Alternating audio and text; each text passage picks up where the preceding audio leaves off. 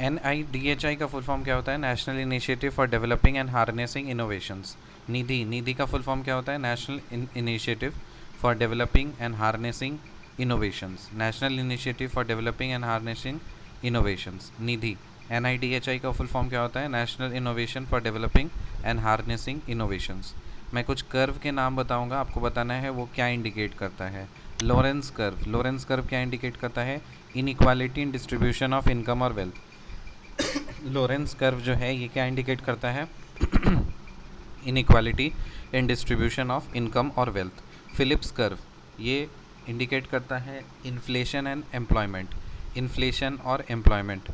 फिर angel curve, ENGEL, angel curve income and proportion of expenditure on food, income and proportion of expenditure on food, ये होता है angel curve. और लैफर curve ये होता है tax rates and tax revenue. Laffer curve tax rates and tax revenue याद कर लीजिए। लॉरेंस कर्व जो है ये क्या इंडिकेट करता है? इनकम, लॉरेंस कर्व जो है ये इंडिकेट करता है inequality in distribution of wealth and income and wealth, inequality in distribution of income and wealth. Phillips curve indicate करता है इन्फ्लेशन एंड एम्प्लॉयमेंट। और एंजल कर्व ये इंडिकेट करता है income and proportion of expenditure on food.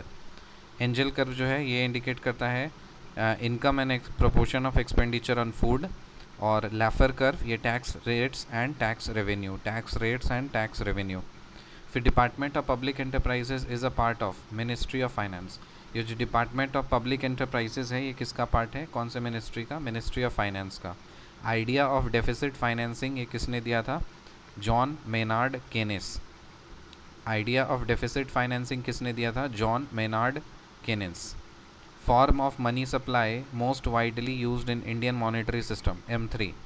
Form of money supply which is widely used in Indian monetary system is M3. The contraction of private investment spending due to deficit spending by the government is crowding out. The contraction of private investment spending,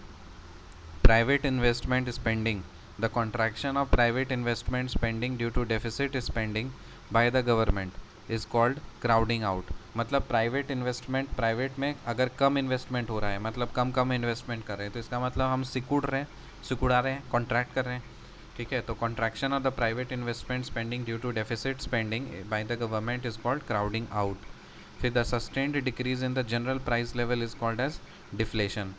दो general price level का sustained decrease मतलब धीरे धीरे करके sustained decrease अगर हो रहा है प्राइस लेवल का, तो उसको क्या बोलते हैं? Deflation. Technological unemployment is a type of structural unemployment. जो टेक्नोलॉजिकल अनएम्प्लॉयमेंट होता है वो क्या होता है? स्ट्रक्चरल अनएम्प्लॉयमेंट होता है। रिकैप करो, निधि का फुल फॉर्म क्या होता है? National initiative for developing and harnessing innovations. Lorenz curve inequality in distribution of income और wealth. Phillips curve inflation and employment. Engel curve income and proportion of expenditure on food. Laffer curve tax rates and tax revenues. Department of public enterprises is a part of ministry of finance. Idea of deficit financing किसने दिया था? John Maynard Keynes ने। Form of money supply most widely used in Indian monetary system is M3। The contraction of private investment spending due to deficit spending by the government is called crowding out. The sustained decrease in the general price level is called as deflation. Technological unemployment is a type of structural unemployment. See you in the next video. Till then, bye.